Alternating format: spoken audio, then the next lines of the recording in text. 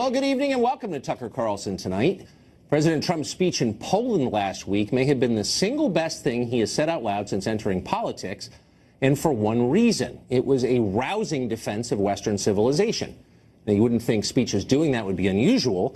The only reason you hire leaders in the first place is to defend your civilization, especially ours, which is the foundation of pretty much everything we have: our history, our language, our art, science, law, our entire culture. America itself is the product of Western civilization. So you'd think the people running the West would want to defend all of that. But no, it was left to Donald Trump to do it. Thank you. We write symphonies. We pursue innovation. We celebrate our ancient heroes, embrace our timeless traditions and customs, and always seek to explore and discover brand new frontiers. The fundamental question of our time is whether the West has the will to survive. Do we have the confidence in our values to defend them at any cost? Now, admittedly, President Trump is a polarizing figure, but the words you just heard him speak shouldn't be controversial. The West is indisputably the freest, the cleanest, the fairest civilization in history.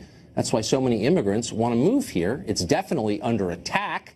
That's what ISIS and the Berkeley riots are about. And of course, it will fall if we don't guard it. Everything undefended eventually does. Even Trump haters ought to be able to admit all of that because it's true, but they can't admit it. Instead, they're calling the speech bigoted, the line about symphonies especially bigoted. He threw in there, we write symphonies. And that's that triggered the alarm bells for me. Am I wrong in making this parallel between Steve King, President Trump, and white nationalism? Trump seemed to embody and enshrine that belief that the West should steel itself for a clash of civilizations with other cultures, other beliefs, which pretty much spelled out, the Muslim world. So this is not a speech he could have given really any place else, and this is a white America first kind of speech. So extolling the virtues of symphonies is now racist. Slate.com called it, quote, white nationalist rhetoric. According to The Atlantic, it is racial and religious paranoia. Okay, let's pause for a second, tone it down, and consider the argument the president's critics are making here. Trump actually didn't say a word about race, not one. He talked instead about art, innovation, science, free speech, democracy. Those are not racial categories. They are statements about belief, the beliefs that in fact created this country and have sustained it for centuries since. The question is, has the left actually rejected those beliefs, those values? Can we no longer agree that free speech, for example, is better than censorship, that representative government is superior to dictatorship, that our civil code is preferable to Sharia law? And if we can't agree on those things, what are we all doing in the same country? How can we keep living together? What is the point of all of this? Well, there was a time when the American left grappled with questions like those. Those are the real questions, by the way. That was a time before the progressive movement became governed by a reactionary, almost Oedipal impulse to destroy the institutions that made it possible, purely for the joy of destroying them, for tearing it all down. The left used to have ideas. They believed in culture. Now they think symphonies are a sign of white privilege. What happened? And can the purges be far behind? Maybe Brad Woodhouse will know. He works at Americans United for Change, and he joins us now. So, Brad, why are symphonies a sign of white privilege? Well, look, I don't believe symphonies are the issue here. And look, count me in the category of people that don't think that we should overanalyze speeches written for Donald Trump to read. Look, this man is not intellectually curious. We haven't seen any stories out of the White House about him sweating over the details of speeches with a yellow pad. So I'm not convinced that the words that he always speaks, that he even really realizes what he's saying. Wait a second. But that said, well, the predicate should be the president is responsible for what he said. Well, yes, whether I was he getting writes to that. it or not. And, correct. And the genius who occupied the office for 8 previous years, Mr. Harvard Law Review, never gave a speech like this defending Western civilization. So why is it so offensive when Trump does? Well, I don't think, look, the words like Western civilization are not in and of themselves words that would raise alarm bells. I mean, we're proud of Western civilization. We are? But I think the question here is, Tucker, really proud of Western civilization? The question here, Tucker, is you have to contextualize these things. The man that wrote the speech, Stephen Miller, is a protege of Steve Bannon. Steve Bannon was a leader of the white nationalist movement. His favorite book one that is a grotesque book about migrants. You know what his favorite book is. Well, I mean, let's stop with the migrants propaganda. taking over. Let's be Look, okay, on, so Tucker. you're saying because the guy who writes the speech knows a guy you don't like, the speech itself is illegitimate. Let's just deal with the text of the speech, shall we? And the speech says, look, our civilization is superior, and we need to defend it. And a lot of people on the left are saying, you're not allowed to say that. And my question is, why can't you say that? What's wrong with saying that? But why can't Trump more extol the type of remarks that George W. Bush made in Poland twice in 2001 and 2003? He didn't want to say that Western civilization should keep others out, that Western civilization should retreat. He said Western civilization should be a beacon to the world, and it should promote freedom and democracy. He didn't say well, that's actually kind of what Trump said. And he didn't say, look, Trump didn't say that. And by the way, Tucker, you're a wordsmith. You know that words have meaning, and they're dog whistles in words. Now, so what? Okay, but let's just get back to the text. I agree with you on this. Words matter. I think these words actually, whatever one thinks of Trump or his shortcomings, these words are important. And the words themselves are offensive to many on the left because they're considered nationalistic or chauvinistic, exclusive. They somehow put Western civilization above other civilizations. And my argument would be, if you're a leader of Western civilization, you ought to believe it's superior. And the left doesn't. This is not, well, first of all, that's not true. But this is this is not just about Western civilization. Now, let's take Sebastian Gorka. Sebastian Gorka is... No, I'm not going to take Sebastian Gorka. I want to talk about the ideas here, and you're off on some other... No, I'm not. Let's get back to Sebastian Gorka. Hold on, Tucker. Sebastian Gorka okay. talked about this speech before it was given. He said it was a speech that extolled Western civilization, which is fine, and Christian values. But those two terms put together are a dog whistle to white nationalists. That what we're really talking about is Christian, European, and white. But this is... This is a country founded on European culture. And it's so appealing that tons of people from Africa and India and Latin America who are not of European ancestry want to come here because they like the ideas. So you believe this country is racially exclusive and the ideas it's founded upon are racist, but all these people from the third world don't appear to believe that. They want to come here because it's a great country because they agree with the values it was founded on. And my question is, why does the American left not agree with them on that? I believe that everyone should look at Western civilization, Judeo-Christian values as a beacon to the rest of the world. What Donald Trump believes, Tucker, is that we should ban Muslims from coming into the country. He believes that Mexican immigrants are racist and murderers. He bellives that... Come on, Brett, can we just have an adult conversation really quick? Tucker, let me just ask you, I know Trump is bad, okay, fine, but let me just, these are real questions, okay? Yeah, sure. So Europe has had a culture, a distinctive culture, a series of them for like thousands of years. All of a sudden, a ton of people move in who disagree with the tenets of that culture, and they're changing it. So my question, really simple to you, is the culture into which they're coming, the Western civilization we're talking about, superior to the culture that these immigrants are bringing, the culture of Sharia law, the culture of theocracy, the culture of the Middle East? Is ours better than theirs? Can you say that? It's a really simple question. Well, I can't say that. Why? Because I don't believe some of the things you're saying. So there you go. I don't believe that they are. I don't believe that people are bringing Sharia law into the United States and they're trying. What to about the ones who say they are? Some extra. Religious law. Trump is making a pretty simple argument that Bill Clinton would have made, that almost any mainstream figure in the Democratic Party would have made 30 years ago. You come here, you got to buy into our values. Here's what they are: freedom of speech, tolerance, pluralism. And with that, I don't have any problem. Okay, so but then what is the problem exactly? Tucker, what you want to focus on and what every conservative commentator has focused on is the text of the speech and not the context of the people who are advising him, who are writing the speech. But this is insane. Because the ideas, I don't even know what white nationalist means, and I'm not going to go down that rabbit hole with you now, but I want to address the ideas themselves. If you have a country full of 335 million people who don't share common values, why does that country not break apart? This is something the left never thinks about, even as it encourages massive immigration into the country, people who don't agree with people who live here. So, that's not good. I'm perfectly fine with an American culture, with patriotism. And so what does that consist of? What is American culture? I don't believe that the only people who are worthy of being American or being in Western civilization are Christian. But nobody is arguing that, and Trump Sebastian is not arguing said that. When he was, that the reason what the hell are you talking about? You're trying to make this scary. You're doing like the Southern Poverty Law Center thing with me. Let me ask the last question. Yeah. What are these American values that all immigrants ought to share? Well, I believe they should share freedom of speech, freedom of the press, freedom of religion, of the practice of religion. I don't know that anyone disagrees with that. Well, when you have a president, who ran on a campaign of banning Muslims from coming in the country, that raises a lot of questions in my mind about his commitment. But the guy said again and again, look, if you don't share our values and you want to impose your religious system on ours, and if you're willing to use violence to do that, we don't want you. Well, of course. Why is that a crazy thing to say? If you have people that are known to practice violence or are known to be involved in terrorism, his position in the campaign was to ban all Muslims, and then he goes and gives a white national speech in Poland. So it's not a white national. You know what? It's stoking the fires of race hatred with like overstatement like that will not end well at all. It wasn't a white nationalist speech. It was if defending Western civilization is white nationalism. It had white nationalist elements to it. It had. I wish we had more time. We're out of time, unfortunately. We need to move to the common sense portion of the program. But thank you, Brad, for joining us. Thank you. For more on the reaction to the president's speech and the backlash against it, we're joined by Charles Krauthammer, writer and columnist, who is, as we've noted before, perhaps the finest example of what Western civilization can produce. Charles, was this a white nationalist speech? Well, I disagree with you when you said we're out of time, unfortunately. I think that was fortunate that you were out of time, because that was a ridiculous discussion. The idea that somehow a defense of Western civilization is white nationalist is simply so absurd it's almost ridiculous to debate it. John Kennedy's inaugural address under those categories would be a white nationalist speech. He is the hero of American liberalism in this generation.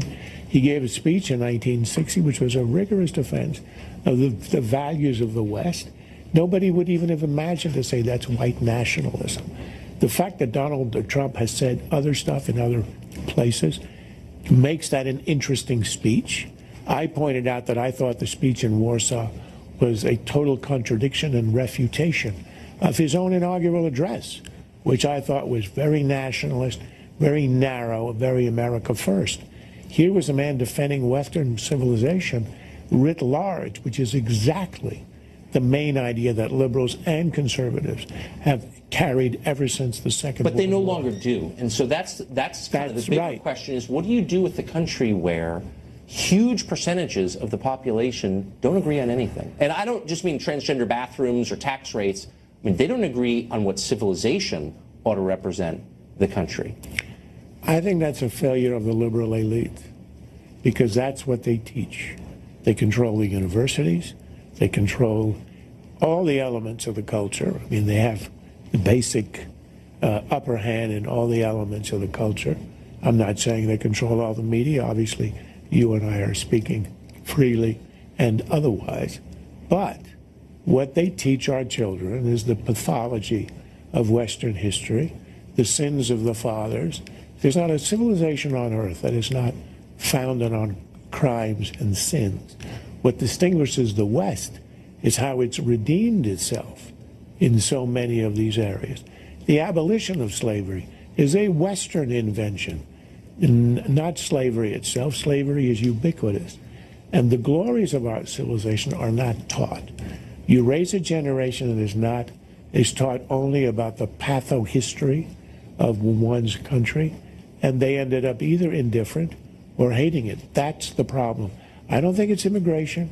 I don't think it's the threat of Sharia law. It's an internal rot. And I thought that Trump addressed that. The civilization has to believe in itself. The beginning of the end of any great civilization, even the not so great, is when they begin to doubt themselves. That happened with the Soviets in the 80s. Gorbachev was the first who realized this was a rotten system that didn't have a future, that was inhuman and impractical, and that's when it fell apart. Of course, as you know it would. So if you were to articulate a short list of precepts of beliefs that every person coming here or currently living here ought to share in common, what would they be? Well, I think it's the precepts that bring people here. When you find people floating in the South China Sea on a raft, having escaped the country, they want to come here. Why? Free speech, the ability to be able to live your own life by your own lights. That's essentially the main element. Freedom. Statue of Liberty. That's what attracted immigrants for 200 years. Freedom lived out in a system that actually honors it and protects it, not just speaks about it.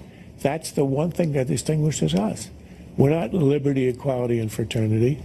We're a nation of liberty. We have a statue not of equality, but of liberty. And that's what people want. And it works, or has. Charles, thanks. So please stay right there. We want to ask you about something else in a minute. And then it's CNN anchor versus Kellyanne Conway on the Russian conspiracy theories. It went on for 35 minutes. We have the highlights and the lowlights, all of them up next. Plus, George Clooney's family is fleeing Europe. Why? To get away from terrorism. I think he'll reconsider his advocacy for Syrian immigrants. Our inaugural Hollywood Walk of Shame panel. Up on that next.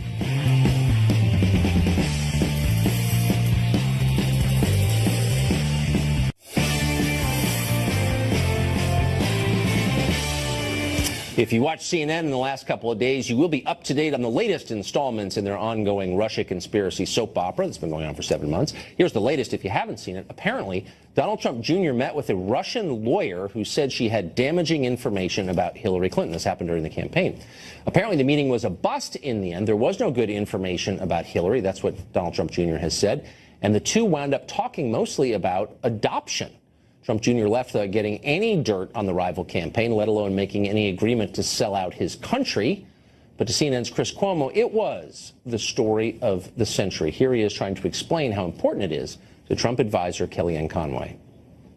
I don't know what should be more troubling to you, that he would take a meeting not knowing who it was, but it was important enough to bring Jared or Manafort, or that Donald Jr. would knowingly meet with someone with Kremlin connections on the basis of getting Oppo research about Hillary Clinton. First of all, you keep on saying opposition research the way you guys constantly vomit words like collusion and Russian interference and affecting the election, all of which you have no evidence. Even if you accept everything he says is true, and there's a credibility issue because he's changed his story twice, I'm sure you do. He's changed his story. I admire your moxie sitting there with the CNN Chiron right near you talking about credibility issues. Given Listen, a couple weeks you guys could have not had. be. You're invested in months now as a network in something that simply doesn't exist. No. You want to talk about Russia, I want to talk about America. Yeah, I know, but there are also reasons for why you don't want to talk about Russia, and I do. It is my responsibility to cover things that matter to the American people. The media matters. We shouldn't disrespect each other. We should give each other the benefit of the doubt. And we should pay attention to everything. It's not first of all, it's my show. This is what I do, as I talk to the television. The snarky looks, the furrowed brows, the rolling of the eyes from so many people on your panels, and you know it. You guys have made a business decision to be anti-Trump. Okay, the country and you guys have also made a decision. You've made a decision to be antagonistic towards the media, to lump us all together, to rally your followers, to think that we're bad people and attack us online. With a free press comes a fair press and a fully responsible press. Well, that was kind of revealing. Did you notice that at the end? Kellyanne Conway says CNN has made a business decision to become the anti-Trump network. It's kind of a strong charge since, of course, that, if true, would bear no resemblance at all to journalism. And yet Chris Cuomo does not bother to deny that or even seem surprised by the charge. But then why would he? Because it's true. The whole interview lasted more than half an hour, and yet there is more. Cuomo went on Facebook to boast about how great he was. Watch this. Yes, we did a very long interview with Kellyanne Conway. Why? Because we care. And to those who will say, oh, you're too hostile to the president, and who else would give Kellyanne that amount of time? Who else? Nobody. Why did we do it? Because we believe in the conversation. We believe in things being better. We believe in a non-hostile dynamic. We may start doing just a weekly series of these Facebook posts. They're just so good. It's just gold. By the way, none of this seems to be working, though, unfortunately for CNN. They recently dipped below Nick at Night sitcom reruns in the primetime ratings, for those of you scoring at home. That's not good. Well, Charlie Gard is getting one last shot at life. He's an 11-month-old baby. He's severely ill. His parents are hoping they can extend his life with experimental treatments here in the United States. They want to pay for those treatments themselves. But a panel of British doctors say the boy should be killed immediately instead, and they're calling that mercy. Now, a judge on Britain's High Court has given Gard's parents 2 days to come up with evidence their son should be allowed to live, come to the United States for treatments. It's all before a Thursday hearing that will decide ultimately what happened. Charles Krauthammer is, among many other things, a physician and an ethicist, and he joins us now to talk about this. So there are two different ways of looking at this, Charles. You and I have talked about this. And one is from the personal perspective, and the other is from the legal perspective. In other words, what should the parents do?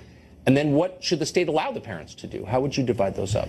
Look, I think the real tragedy here is there are two principles in conflict, and they are essentially the parents are sovereign. Yes. but the parents can be wrong. Yes. And we have to tolerate the two facts. In this particular case, I think the parents are wrong. If it were me looking at the objective evidence, I think this child is in terrible distress. He can't hear, he can't see, he can't move, he cannot swallow. He's intubated. I've been intubated for weeks at a time. And I can tell you it's a life of distress, on the edge of despair.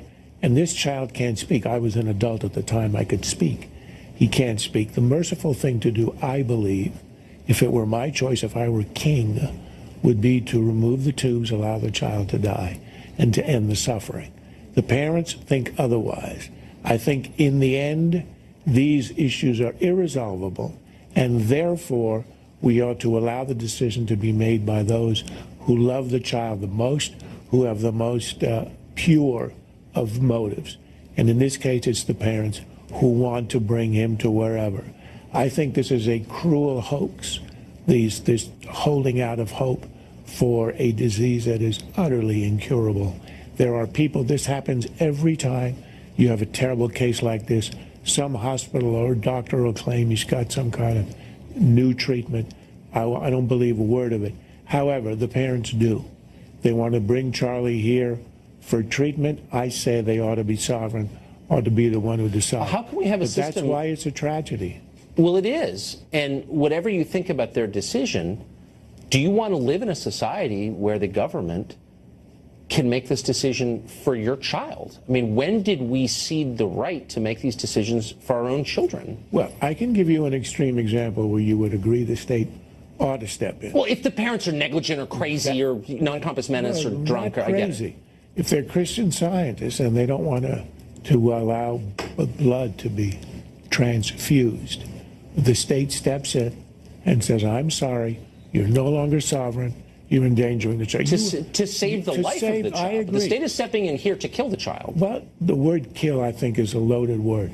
This is a stepping in to remove the artificial means that are being used to keep a child in what I would call a state of utter distress, at the best. Look, parents can make a mistake. The state at some points has to step in for parents who aren't insane, but who may have a religious belief or some other that threatens a child. But these are rare cases, and I think that generally speaking, since there is no way to adjudicate this in a way that's objective, there are no objective values, it has to be in the hands of the parents. Well, of which course is why I would say to the state, let them do what they think is right for the child, even though I disagree. Of course, but I mean, there are many things that you see people do with their children you disagree with, but you know, parents have to be in charge. Well, there is no other rule. Yeah. There's no other bright line you could follow that would be reliable, and that's the most reliable. Charles Parents Granholm. care. Thank you. Like Cuomo, apparently, he cares as well. Parents care more. He cares a lot about the children. Even as you sleep, he's caring. Finally happened. Jesus is now a hate crime. Last Friday, a painting of the crucifixion was found outside the Hillside Islamic Center in New Hyde Park in New York. That's it, just a painting of the crucifixion. It didn't say death to Muslims on the back. It didn't even say Jesus saved. It's just a painting. Nevertheless, it's now in the hands of police. Nassau County cops are looking into the painting as, brace yourselves, a possible hate crime, presumably because it's now hateful to remind people that Christianity exists. Well, it's hard to believe anyone's going to go to jail over this, though obviously we'll keep you posted if anyone does. But that's hardly the point here, actually. Law enforcement has been so bullied by the progressive thought police in this country, they felt obligated to investigate religious art as a crime. In other words, to play along with the fantasy that you can hurt somebody by expressing unfashionable views. Meanwhile, incidentally, murders go unsolved for lack of manpower. That's the brave new world the left has created, and almost nobody says anything about it. Well, activists are starting a new anti-fascist gym. True story in Chicago. They're so secretive about it all, they won't give us their real names. Up next, we'll talk to Nalia, one of the gym's founders. That'll be interesting. Stay tuned. Well, a group of left-wing activists in Chicago is training itself for war. It's called the Haymaker Collective, and it says that Donald Trump's election has caused a surge of fascist violence in America, and they want to establish their own anti-fascist gym to teach the left how to fight back. Nyla is a member of the Haymaker Collective and is a participant in the new gym project. It's not a real name, by the way, but a pseudonym we were given. Nyla joins us tonight. Nyla, thanks a lot for coming on. Thank you for having me. So I'm here to take you seriously. You're starting a gym to prepare yourself for the coming war, for the conflict. What are you preparing yourself for? The conflict has already been established. We've seen since 2016 there's been a 20% increase in hate crimes, both nationally and in the city of Chicago.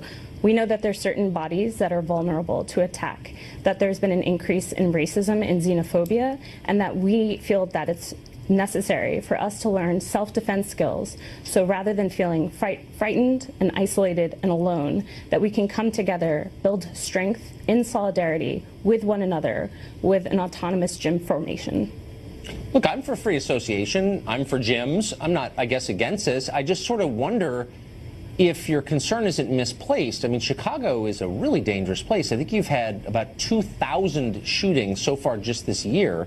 I don't think any of them are perpetrated by right-wingers that I know of or Trump supporters, any of them. So maybe you've got other things to worry about.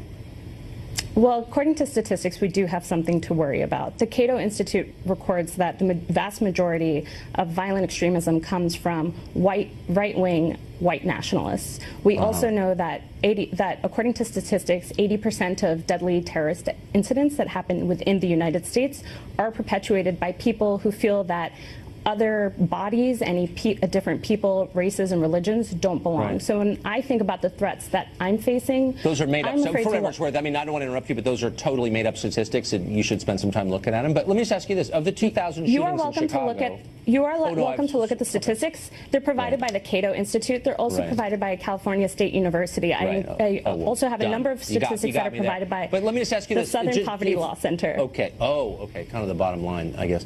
But if we could just bring it from the national to the local. You live in Chicago, which, as I just said, I think this is a correct statistic, has had about 2,000 murders just in the first 7 months, less than 7 months of the year.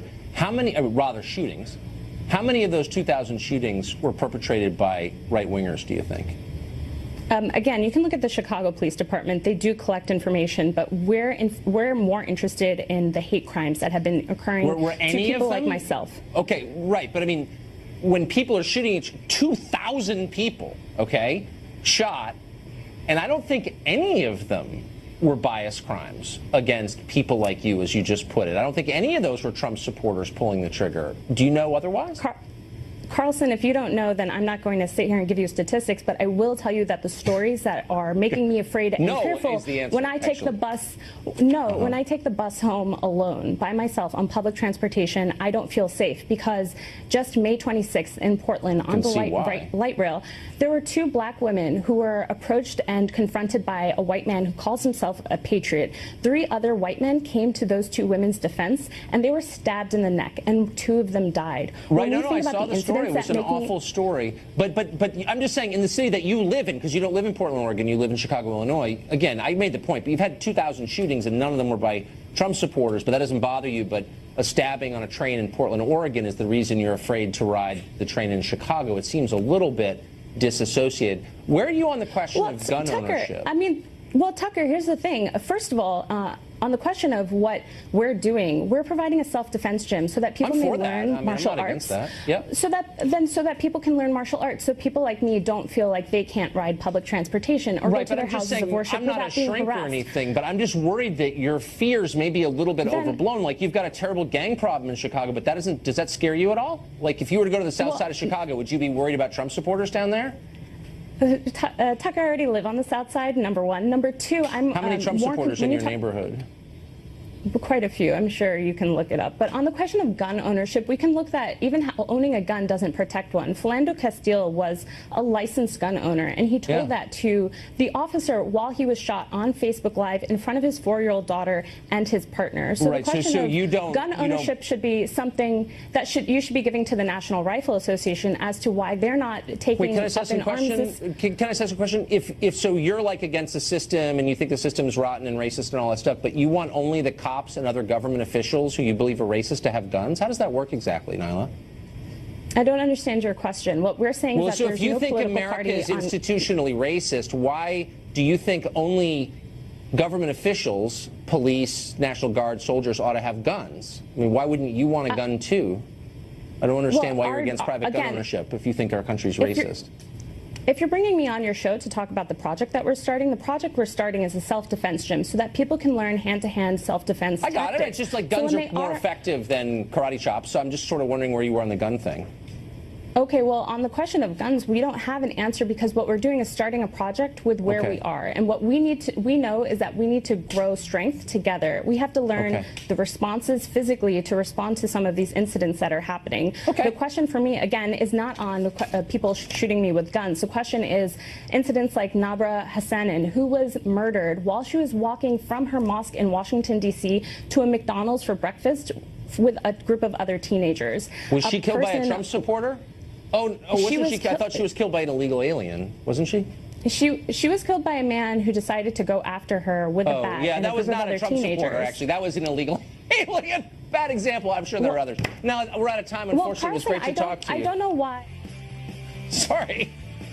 JFK Jr. was just aggressively attacked by John Oliver over on HBO for his views on vaccines. He joins us next to respond to that.